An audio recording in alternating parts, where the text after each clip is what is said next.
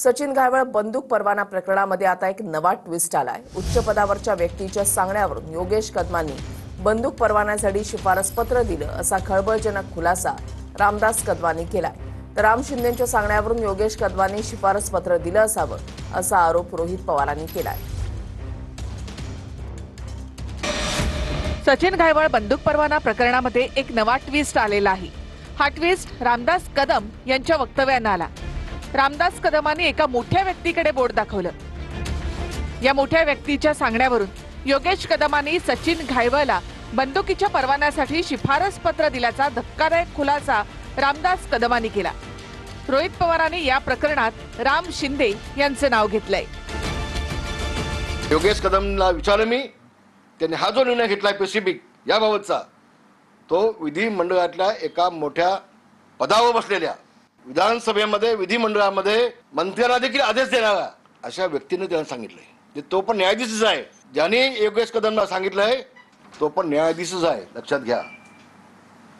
आणि म्हणून योगेश कदमने निर्णय घेतलाय। तो मला तर नाव घ्यायचं नाही, त्याचं नाव योगेश कदमांनी मुख्यमंत्र्याला पाठवलंय।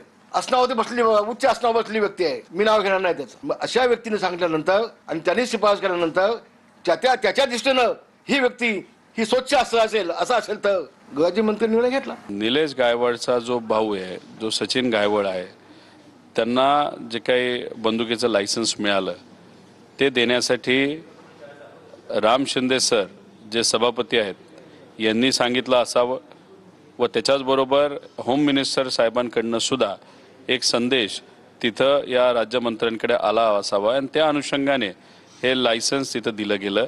राज्यमंत्र्यापेक्षा मोठे नेते याच्यामध्ये इन्व्हॉल्ड आहेत। सचिन घायवळचा गुंड भाऊ निलेश घायवळ याचे राम शिंदे यांच्या सोबतचे व्हिडिओ देखील व्हायरल झाले आहेत। राम शिंदे यांच्यासाठी प्रचार करतानाचे निलेश घायवळचे व्हिडिओ देखील समोर आले। दादा कोणाला म्हणतात? दादा घरातला करता माणूस असतो ना, दादा घरातला मोठा भाऊ असतो ना, त्याला दादा म्हणतात। हा दादा म्हणण्याच्या लायकीचा नाही, कारण आपल्या कुठल्याही वडीलधाऱ्यांची तो किंमत करत नाही। तर माझी तुम्हाला कळकळीने विनंती आहे, हा असला आमदार नकोय, कारण आपल्याला आपला भूमिपुत्र पाहिजे। रामभाऊंसारखं काम कुठंच नाहीये।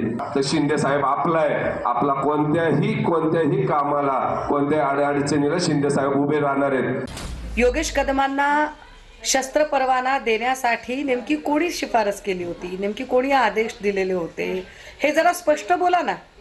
ज्याचं नाव घ्यायचं असेल त्याचं स्पष्ट नाव घ्या। उलट आम्हाला तर आता वेगळेच प्रश्न पडलेले आहेत। गृहराज्यमंत्र्यांना जर दुसराच कुणी आदेश देत असेल तर याचा अर्थ तुमचा मुलगा म्हणजे योगेश कदम हा फक्त गुळाचा गणपती म्हणून बसवला होता का? बरं, कोण आदेश दिले त्याचं नाव घेण्याची आत्ताही तुमची हिंमत नाहीये, याचा अर्थ तुमच्याकडे अजिबात तुम्हाला कुठलंही प्रोटेक्शन नाहीये का? दुसरीकडे गुंड निलेश घायवळचे रोहित पवारांसोबतचे फोटोही भाजपनं पत्रकार परिषद घेऊन पुढे आणले। रोहित पवार आणि घायवळ यांचा फोटो स्पष्टपणे समोर आलाय की त्याच्यामध्ये दोघंही एकमेकांना संवाद साधतायत, एकमेकांशी चर्चा करतायत। माझा रोहित दादांना सवाल आहे, रोहित दादा तुम्ही घायवळांना नेमकं काय मार्गदर्शन करतायत? बंदुकीचा परवाना नेमका कसा मिळवायचा याबद्दल हे मार्गदर्शन सुरू आहे का? याचं उत्तर रोहित दादांनी महाराष्ट्राला दिलं पाहिजे। ये रिश्ता क्या कहलाता है हा माझा रोहित दादांना सवाल आहे। रोहित पवारांनी राम शिंदेंसोबत आमदार तानाजी सावंतांच्या कुटुंबियांवर देखील आरोप केले आहेत। तानाजी सावंतांच्या कुटुंबातल्या काही व्यक्तींसोबत घायवळचे संबंध असल्याचं रोहित पवारांनी म्हटलं। तर निलेश घायवळ हा आधी रोहित पवारांचाच कार्यकर्ता होता असा पलटवार तानाजी सावंतांनी केलाय। धाराशिवचे जे माजी मंत्री आहेत त्यांचा माहीत नाही, पण त्यांच्या जवळच्या लोकांचा आणि त्यांच्या पार्टीचा उपयोग हा झालो असू शकतो। आणि हिंगोलीचे एक नेते आहेत, नेता आमदार आहेत, त्यांचाही उपयोग 100% तिथं झाला असेल, कारण त्यांच्याबरोबर सुद्धा निलेश घायवळचे अनेक फोटो हे आपल्या सर्वांना बघायला मिळालेले आहेत। माझ्या कुटुंबाचं माझं 100-150 माणसाचं कुटुंब आहे, आलं लक्षात। ह्यांना कुठली काय माहिती असेल तर ह्यांनी सांगावं आणि त्याची पोलीस इन्क्वायरी करतील। काचेच्या घरात राहणाऱ्यांना दुसऱ्यावरती दगड मारू नये, आलं का लक्षात?